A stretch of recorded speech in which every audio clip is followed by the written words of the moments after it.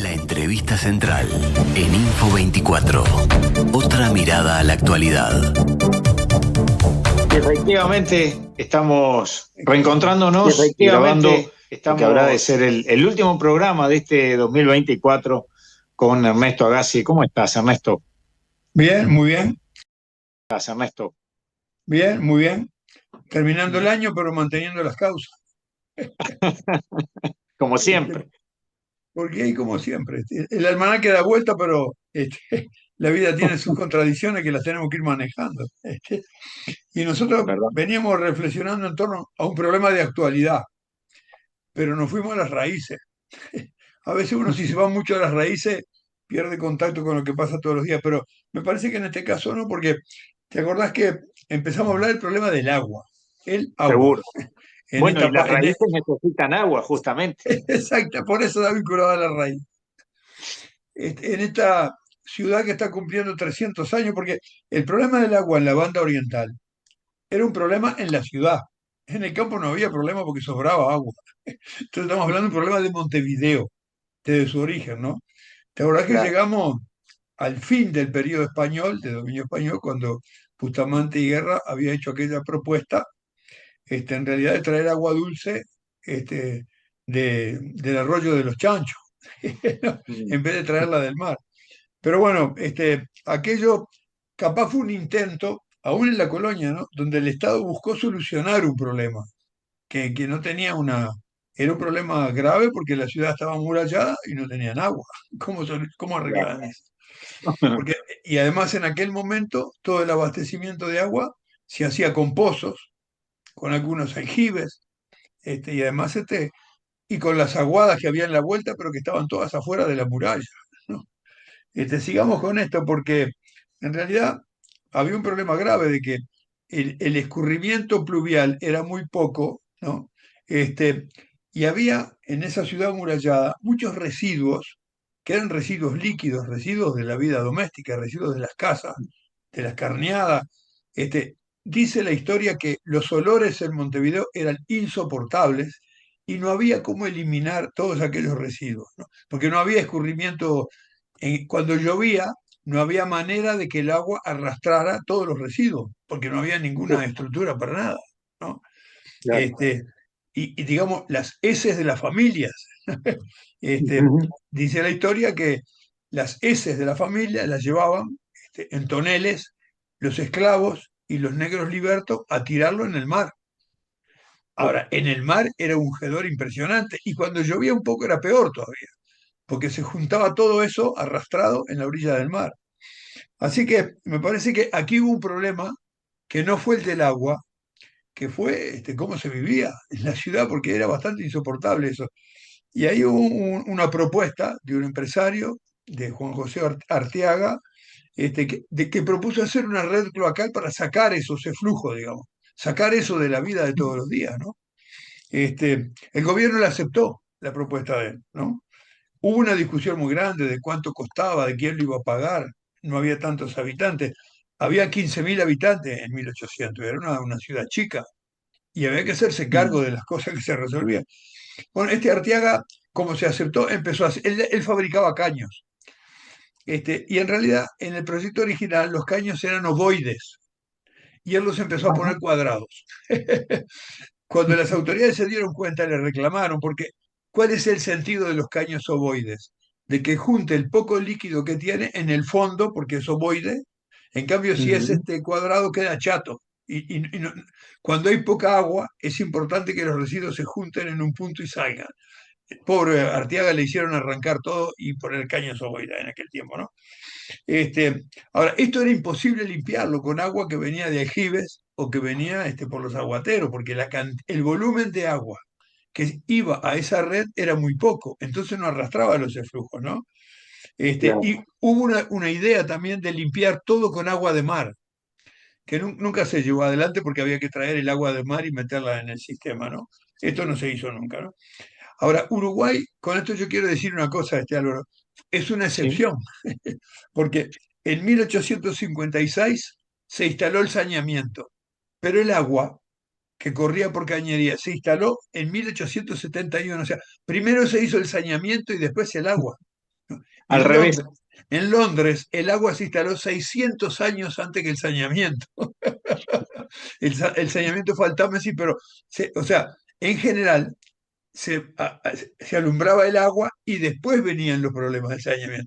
En nuestras condiciones, tal como era Montevideo, que era una cosa chiquita, encerrada.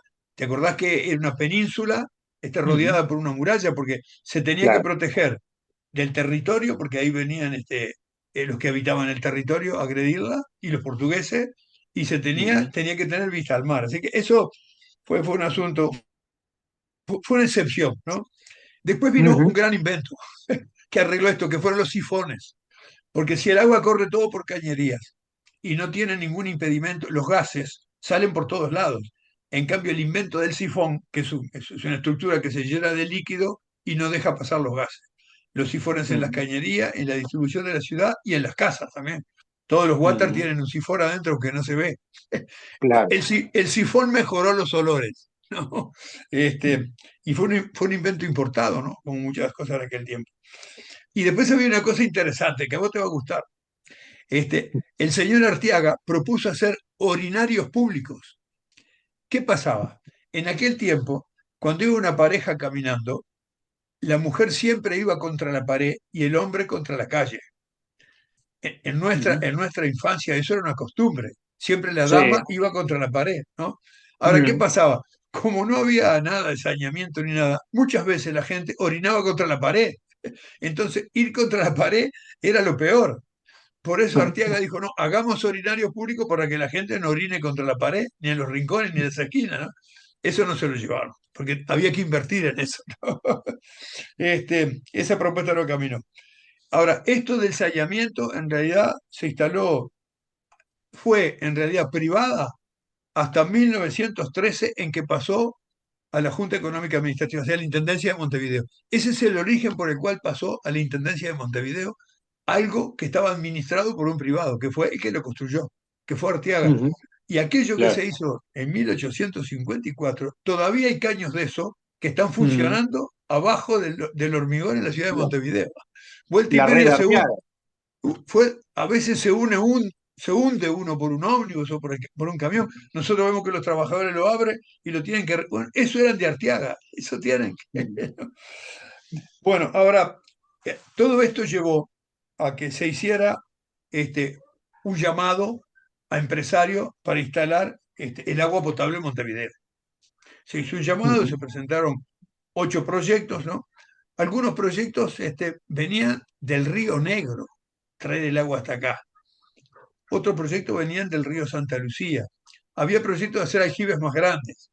En fin, esto se seleccionó como todo y esta propuesta de idea la ganó un empresario joven que se llamaba Enrique Fin, ¿no? Que fue, le corrigieron el proyecto que él hizo, se lo corrijo el gobierno de Montevideo, pero en realidad ese proyecto fue la instalación de canalizar agua hacia Montevideo y distribuirla por cañería, ¿no? Pero fue traer agua del río Santa Lucía en aquel tiempo, ¿no? Y después llevarla a un reservorio central y de ahí distribuirla por gravedad, como se hacía en todos lados, como se hacía en Europa. En realidad no era necesario potabilizarla porque el agua del río venía limpita, era muy buena. No había ni que hacerle análisis químico, ¿no? Esto tenía una subvención mensual del gobierno, y esto llevó un tiempo construirlo, pero en 1871 llegó a las casas en Montevideo. Ahí tuvo algunos problemas porque los aguateros hicieron paro los aguateros. Me dijiste, Hicieron claro. paro, le quitaban el negocio, ¿no? Pero la población festejó que tenía agua por cañería y además a la instalación también puso algunas fuentes públicas.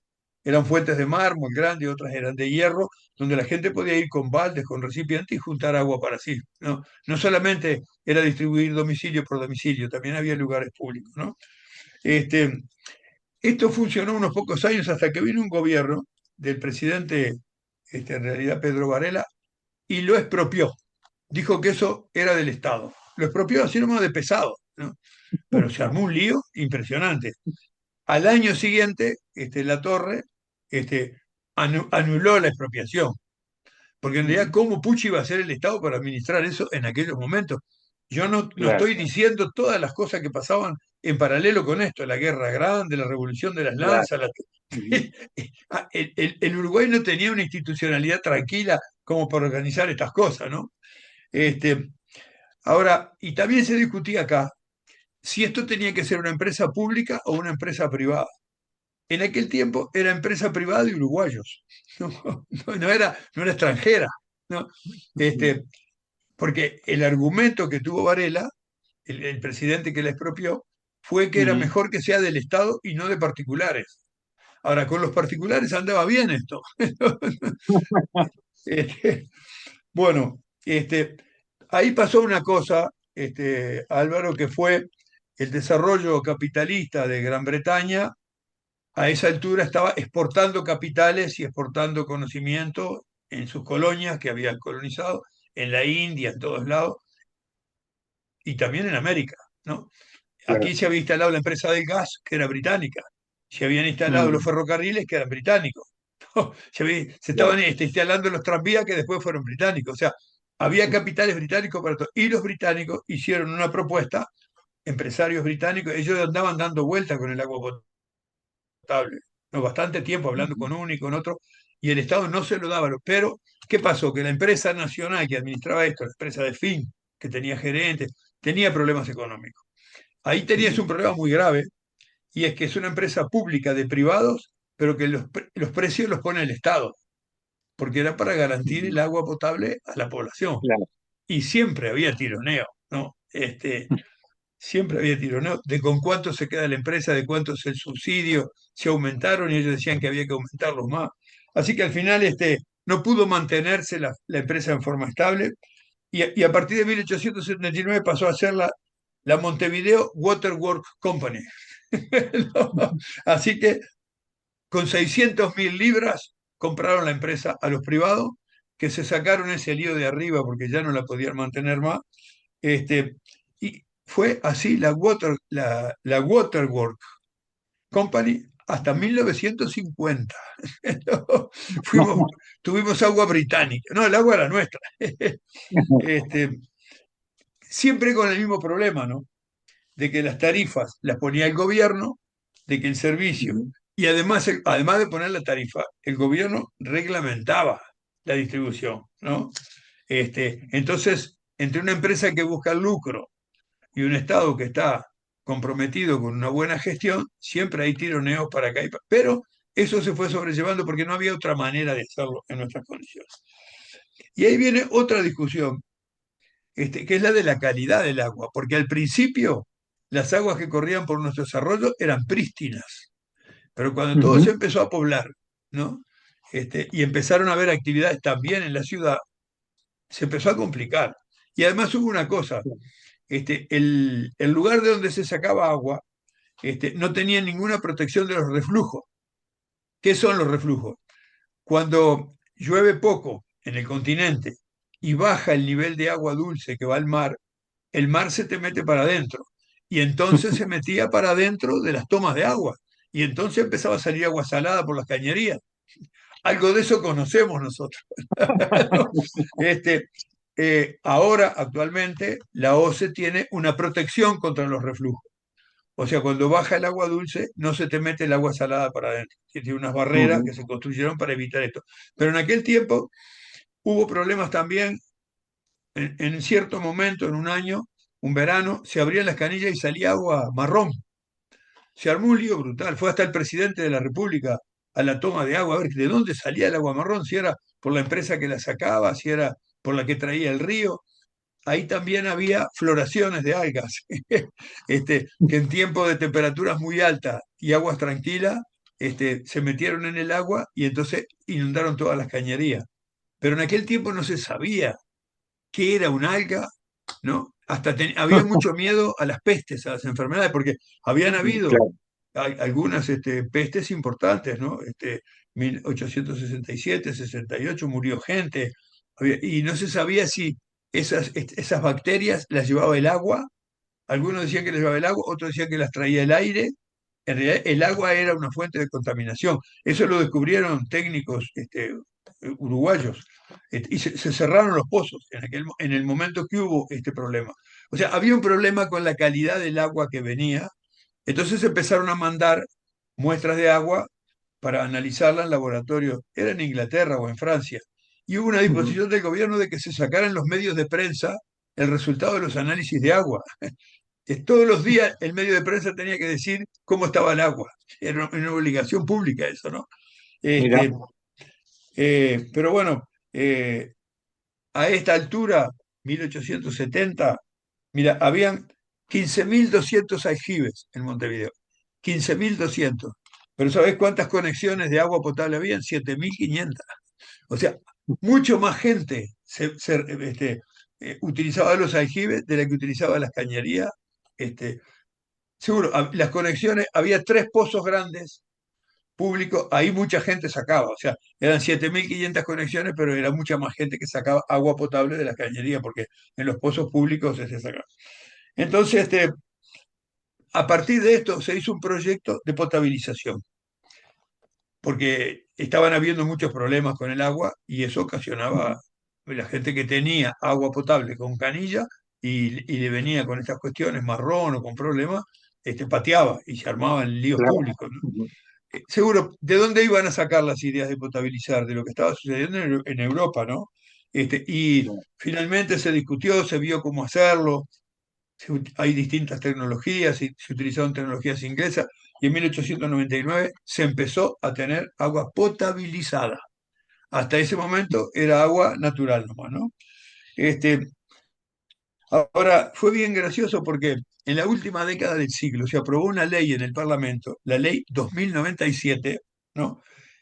Que autorizaba a crear el canal Zabaleta, que era un canal abierto que venía del río Santa Lucía hacia los tanques donde se concentraba el agua de la potabilizadora, y después de ahí se distribuía por gravedad. O sea, era un canal abierto que además podían utilizarlo para regar los agricultores. Preveía que alrededor del canal se pudieran establecer productores para utilizar el agua. Era todo un plan de desarrollo, ¿no? Era bastante interesante. En realidad no se hizo nada de esto. Lo bravo era que el gobierno mantenía la empresa inglesa, el gobierno de Montevideo mantenía la empresa inglesa, pero el Parlamento aprobó una ley para que llegue el canal Zabaleta. Me parece que las relaciones entre el Parlamento y el gobierno no andaban estaban en construcción, digamos, por decirlo de alguna manera, ¿no?